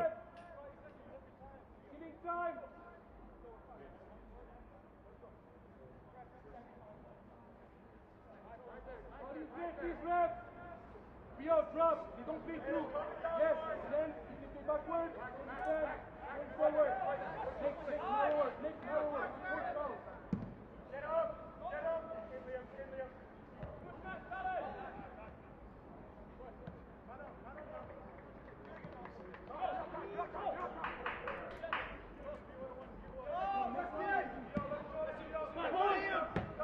Oendo. Dangerous pass back, intercepted here by Wolf. Quickly on the attack as Real Monarchs rolled atop the area, deflected away. Another excellent save from Lucas Burns. A whistle will bookend it. Tyler Wolf has been leading the way all evening long. A seeing eye ball connecting with Owen Anderson.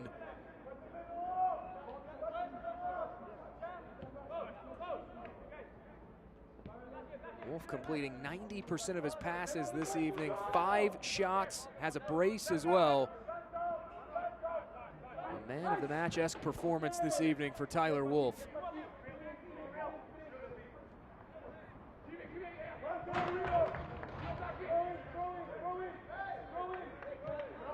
Rivaldo couldn't whip that back into play, and this will be a goal kick for Max Kirkvliet.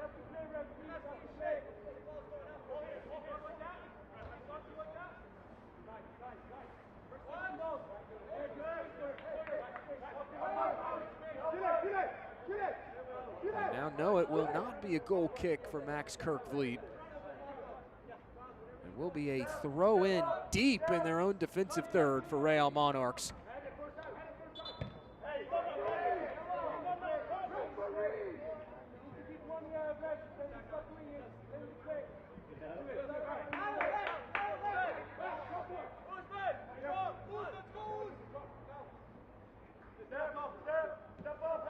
Long throw in, booted forward by Wolf, all the way back down to Lucas Burns, the former Providence Friar.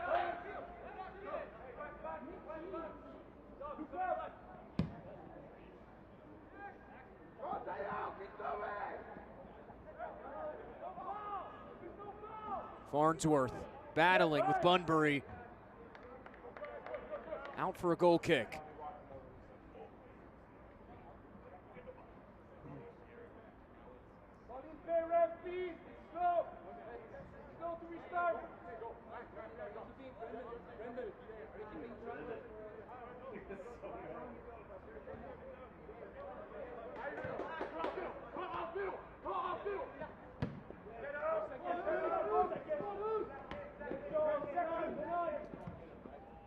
Orlando able to head it away. Now rolled into an empty space as Farnsworth will pick up the pieces.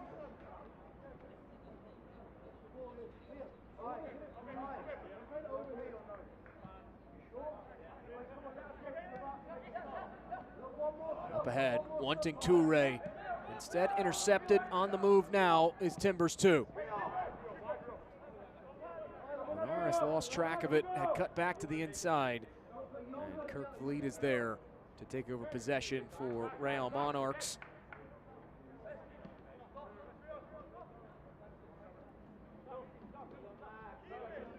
With Lucas Burns in net, former Providence Friar, and Max Kirk Vliet, former Yukon Husky in net for Real Monarchs. Feels like a classic Big East matchup in terms of the goalkeepers this evening. And they have both turned in solid performances as that rolled to the end line, out for a goal kick. 5 saves.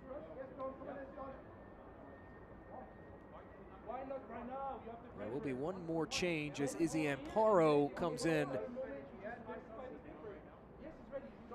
for Real Monarchs, as well as another change made by Portland Timbers2. Eric Zoida will come on. 5 saves made this evening by Lucas Burns, able to deflect away a handful of opportunities for the home side. The lone save made by Max Kirk Vliet this evening, although he has been significantly less busy compared to his opposing netminder on the other end of things. Just 2 shots on target faced this evening by Kirk Vliet.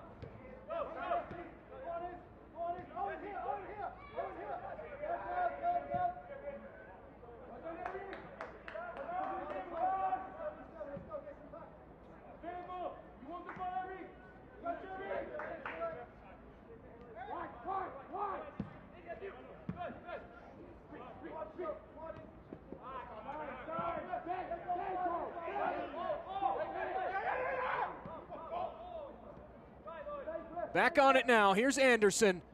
Anderson knifing through, still Anderson, rolling around, fired over the bar and out.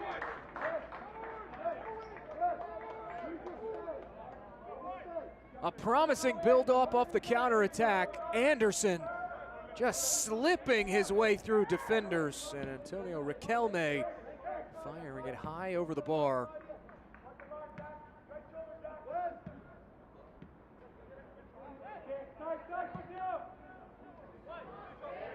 Riquelme back on it, has options, tries to force his way in, knocks down Alex Bamford in the process, and that will be a foul.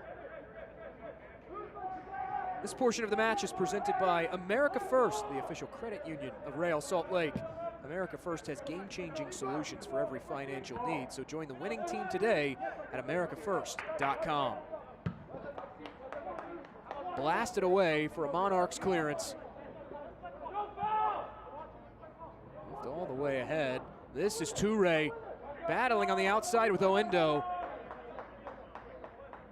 Lucas Burns will come to the rescue and roll it back out.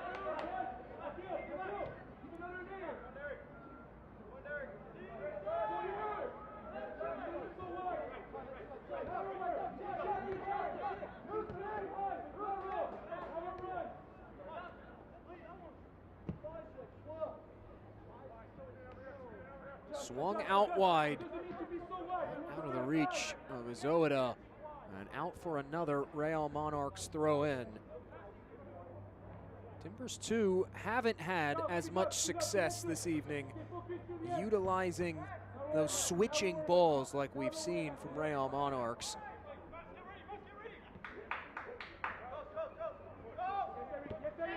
Monarchs have completed fewer long passes from open play, about 20 fewer, but they've been a bit more choosy with their passes, long passes going forward. This hit from distance, way high over the bar from Anderson, and out for a late goal kick from Lucas Burns.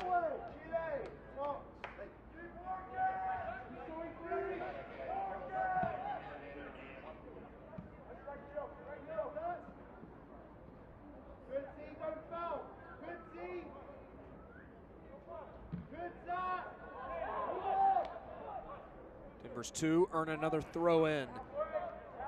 Consistently time and again this evening, they had struggled to get through the midfield progressively, get through the midfield with ease.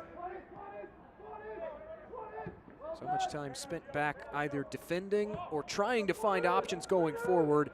As this hacked back ahead, racing forward with it, it's Toure. Toure touch toward goal. What a stop made. Bamford with the late recovery to block it away. Surely should have been goal number 4. Burns had come out off his line again, was essentially all alone. But Alex Bamford, an expert recovery along the back. It does concede a corner late to Real Monarchs.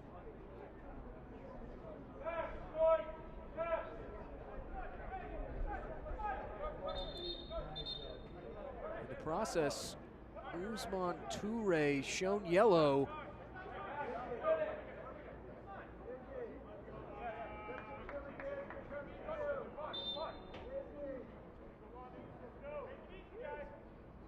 Wolf lifts it in, back post, over everyone's head.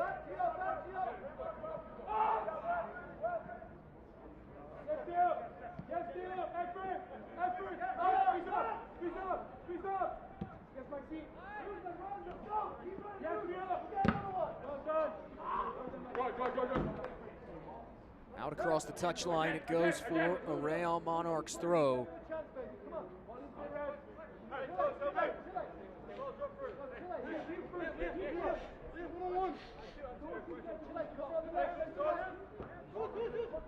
And toward Toure. Was just shown yellow minutes ago. Now Wolf. Wolf with the pass back to O'Gara. Back ahead, Wolf. Fires it forward. Space to move for Anderson. Anderson is in. Anderson centers. Falling through. Back to Farnsworth in front. Toure denied. A reflex save made by Burns.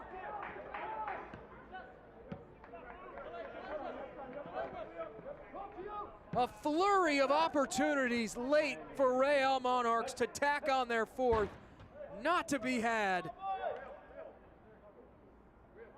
Initially, it was Anderson after the line-breaking pass, falling through to Farnsworth.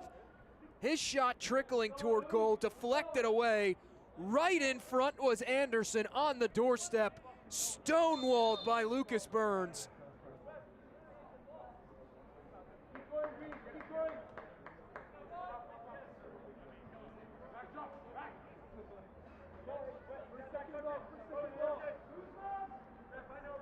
Max Kirk-Vliet shown yellow for delay of game. Cards starting to come out of the pocket in a hurry of John Rush.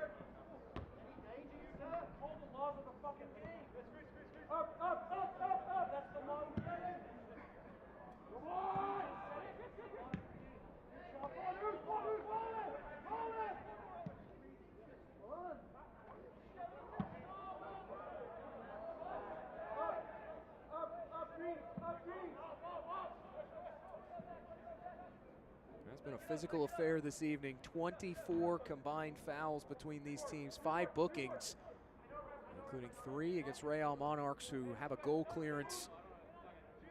As we close in on the 88th minute, Max Kirk-Vliet was shown yellow for delay of game minutes ago. Prior to that, it was Ousmane Toure going into the book.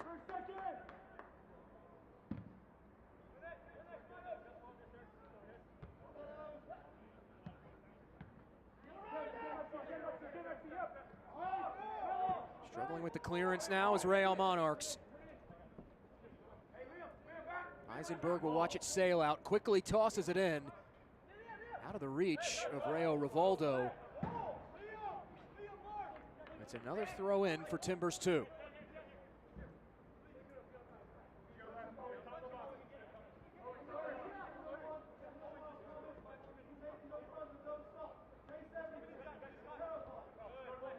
Trying to cut cut inside was Zoida, dispossessed. Crisis not averted though for Real Monarchs. Eisenberg. Give and go, back to Eisenberg. Too much weight behind that ball from Linares. And a change of possession will occur via the throw in.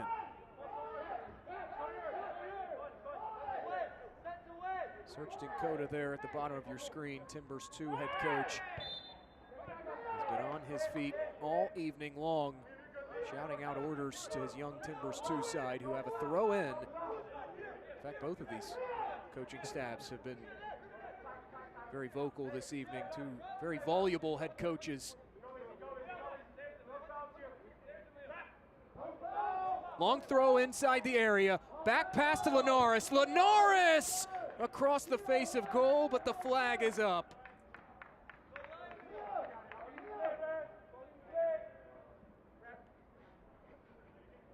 A crafty pass from Rayo Rivaldo, trying to hold up play, looking for Linares, who was just offside. Pushing late for a second goal to make things interesting, but yet to find it is Portland Timbers 2.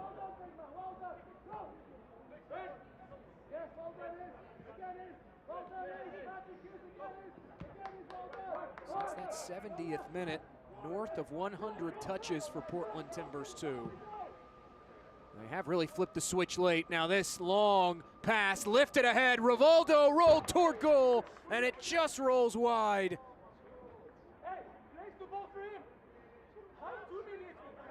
Officially 2 minutes of stoppage time at the end. This as good of an opportunity as any for Timbers 2 to tack on a late goal. Unable to do it.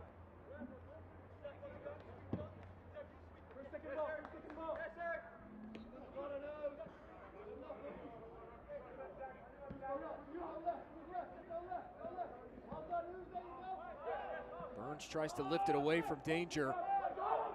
Ball booted all the way to the back as Farnsworth thought about chasing it down. Instead, here's Kirk Fleet. We'll just clear that out of play.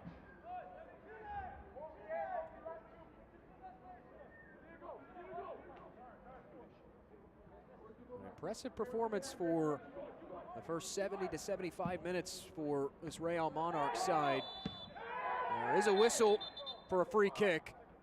And now another yellow will come out of the pocket, this time shown to Griffin Dillon of Real Monarchs, who, as I was saying, for the first 70, 75 minutes turned in a very complete performance. These last 15 minutes have been a bit dicier in terms of allowing Portland Timbers 2 good looks at goal.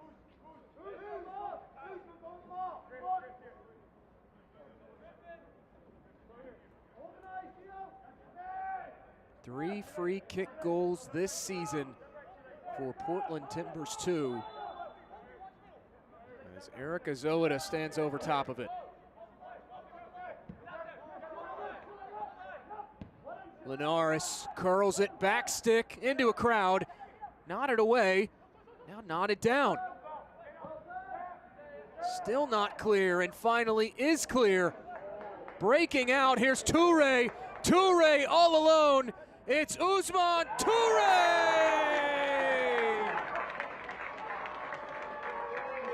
The cherry on the icing on the cake. And Real Monarchs will pick up their third win. A great pass to spring Toure forward from Owen Anderson, who does the rest. Flat out outrunning Alex Bamford and tucking it away in stoppage time.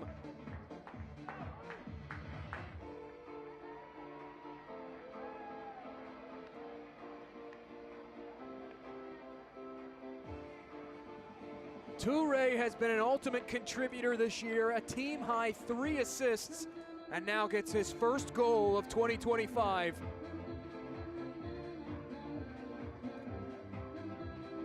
A finishing touch on what has been an impressive night for Real Monarchs. The final act in Zions Bank Stadium as the whistle sounds. Real Monarchs pick up an impressive 4-1 win. 2 of those goals coming from our man of the match, Tyler Wolff, the midfielder. His first goal in the 17th minute, off a distribution from Owen Anderson, right in front, tucked home. And then in the second half, 37 minutes after his first MLS Next Pro goal, tacks on a second to complete the brace. That made it 3-0, chipping the keeper in impressive fashion. Tyler Wolff is your man of the match.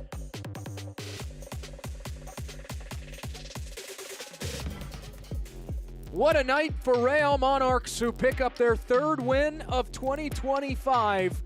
And they do so in impressive fashion. 4 goals scored from 3 different goal scorers inside Zions Bank Stadium.